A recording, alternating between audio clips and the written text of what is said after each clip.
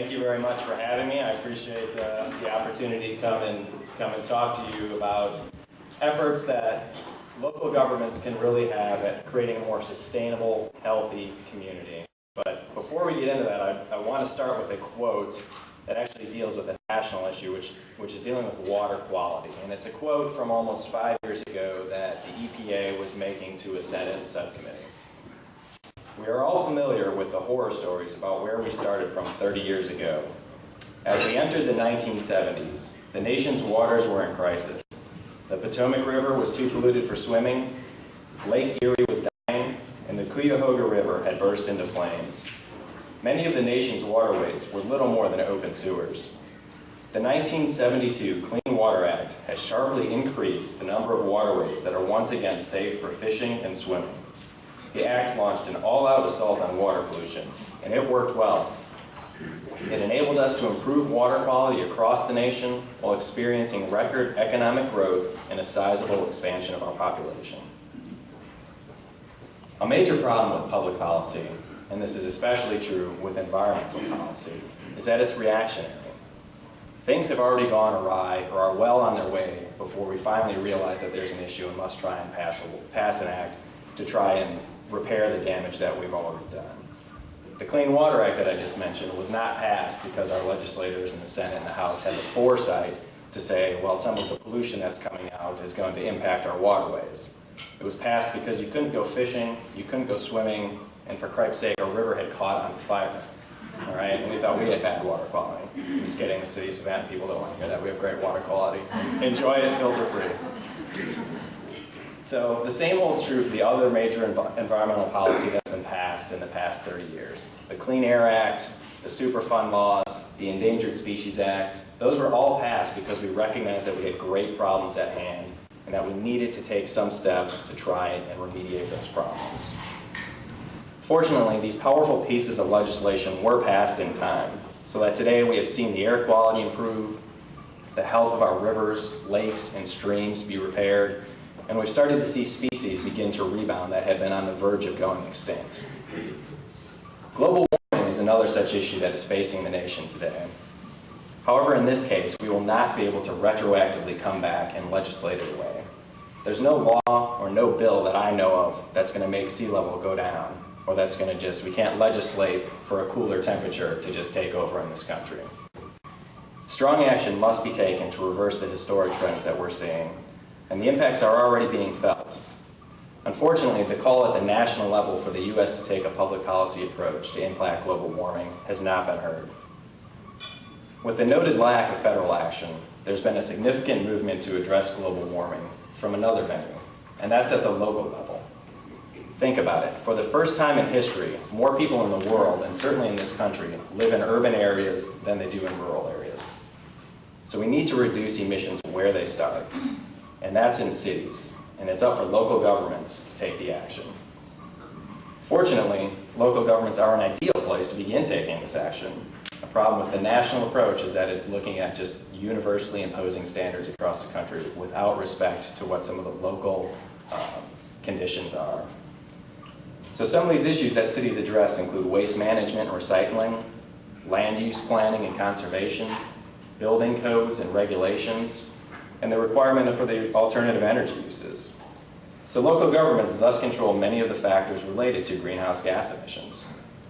And municipalities already have considerable experience addressing the local environmental issues associated with transportation, energy management, and planning. And again, the speed with which local governments can move and can adopt and implement policies, it's a matter of weeks, not years or decades. It's a matter of weeks or months with immediate, tangible results. So you may be wondering, what kind of effects can the local governments really have on an international issue such as climate change? And on their own, one city by itself, maybe not a lot. But as you guys can see, one small business on its own, you put them all together, we have a room full of 100 people all working towards something. And the same thing happens with local governments. Over 160 cities have joined the Cities for Climate Protection campaign. Savannah signed on to this last summer, and Chatham County will sign on by the end of the year. This Cities for Climate Protection campaign basically has a city or a local government audit the emissions from their area and create a reduction plan to reduce those emissions. To date, these 160 cities reduce over 25 million tons of carbon dioxide annually. Now I know just on its own, 25 million tons may not sound like a huge number. You don't know what that's to compare it to. But that is almost 1% of US emissions can be offset just what 160 cities are doing that we actually have the data on. So you can have a profound effect at the local level. What else did they do?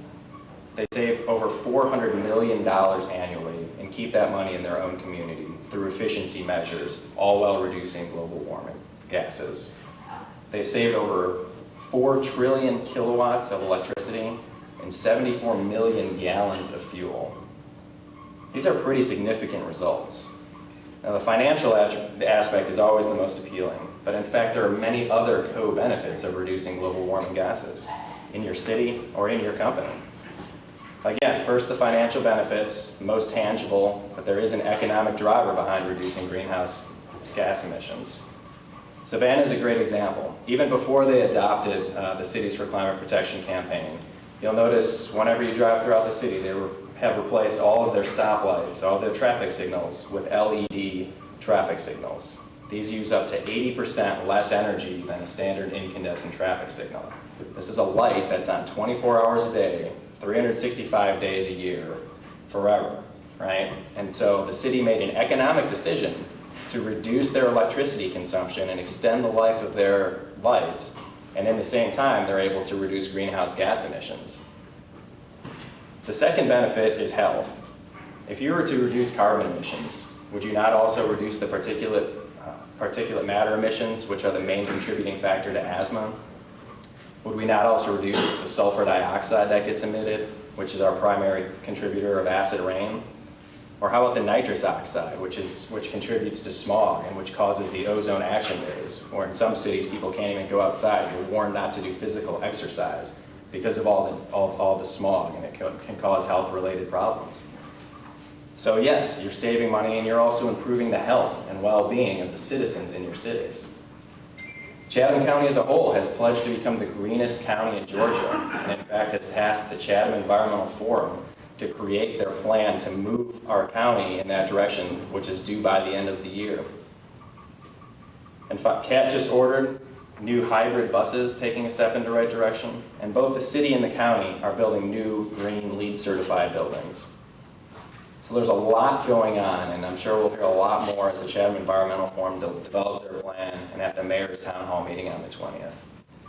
But local governments cannot do this alone. So here's my challenge to you.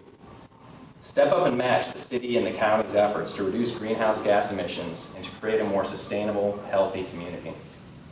Just like cities, one business on its own might not have a significant impact. But like a group we have here today, 200 plus members strong, when you add all that up together and make a commitment as a group to move forward in this direction, we can have a significant impact and complement the efforts that our local governments in the city and the county level are already doing. So the key takeaway I want to leave you with, whether you're a city, a small business, or an individual, we control the demand. We control what results in greenhouse gas emissions. It's time to stop waiting for a magical federal bullet to come and save us from global warming.